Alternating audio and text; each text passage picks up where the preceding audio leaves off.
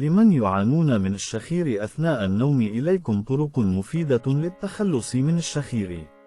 الشخير هو أحد المشاكل المزعجة التي تعترض البالغين أثناء نومهم في الليل، والشخير ينتج عن عدة أسباب، منها كبر في حجم الأنف، أو بسبب نمو أنسجة خلف الحنجرة، أو مشاكل في الحنك بحيث يكون سميكا أو يكون منخفضا، وهذه العوامل تسبب ضيقا في التنفس وبالتالي ذبذبة في مرور الهواء.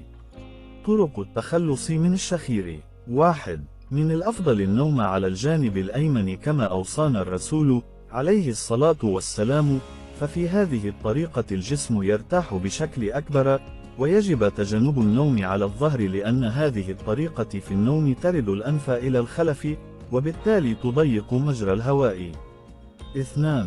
اتباع نظام غذائي ورياضي للتخلص من الوزن الزائد، فنقصان وزن الجسم يساعد في التخلص من الثقل الزائد أيضا في الحنجرة، والذي يسبب ضيقا في عملية التنفس.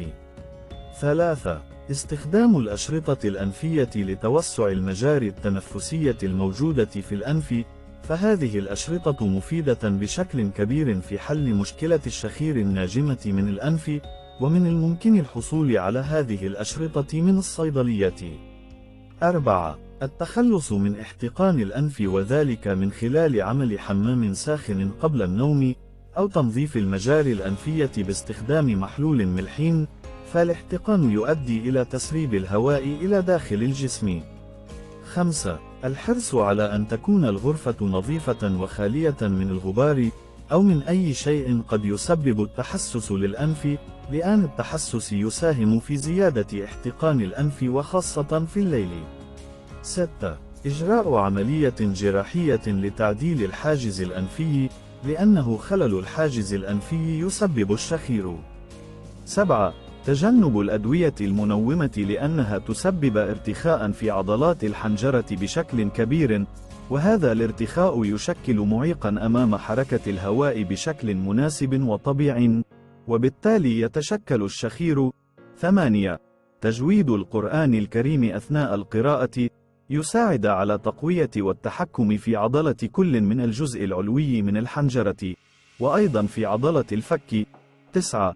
يجب الامتناع عن تناول الطعام قبل النوم بساعتين أو 3 ساعات، لأن ملء المعدة بالطعام يدفعها إلى الضغط على الحجاب الحاجز، وبالتالي يصبح هناك صعوبة في التنفس الذي يؤدي إلى الشخير. 10. يجب الإقلاع عن التدخين، لأن الدخان من مسببات الرئيسة للشخير. 11. إذا كان الشخير بشكل كبير ومزمنا، فمن الأفضل الذهاب للطبيب، لأن الشخير الشديد قد يكون دليلا على مشكلة في التنفس.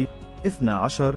ارتشاف 3 رشفات من زيت الزيتون قبل النوم، ويجب الاستمرار في هذه الطريقة حتى تخلص بشكل نهائي من الشخير، فزيت الزيتون يساعد على التخلص من الشخير بشكل نهائي. 13. تدليك الجزء السفلي من الأنف باستخدام زيت النعناع قبل النوم يساهم في التخلص بصورة نهائية من الشخير.